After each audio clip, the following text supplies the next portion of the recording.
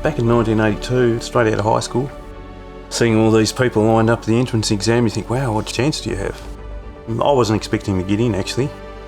But when they called up, I thought, yeah, grab it with both hands and run like mad with it. A lot of the apprentices, fitter and turner apprentices that started when I started, they all were given opportunities to stay at the end of our apprenticeship. Every department had its own scope of work.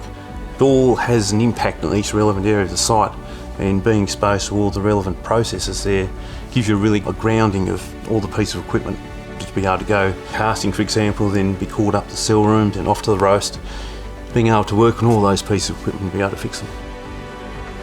Over the years, I've seen the manual labour replaced with automation.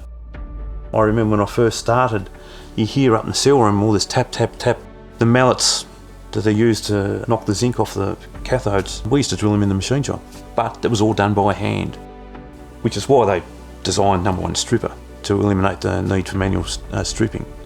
And further down the track was number two stripper and the monorail system, so they didn't have to put anything into a truck. Casting used to be manual stacking there, and now it's all done with automated stackers. Hobart is definitely one of the world's largest zinc producers. 280 to 300,000 tonnes running at optimum. That's a lot of zinc.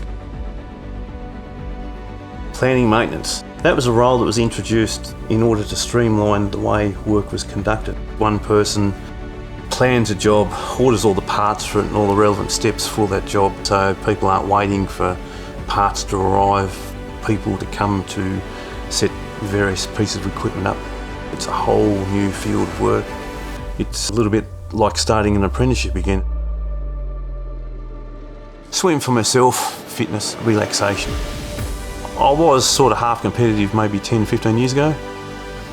From time to time, you think about your contributions that you make, keeping a particular piece of equipment running so that doesn't impact on plant production. Then you look at what your final product is, which is the zinc.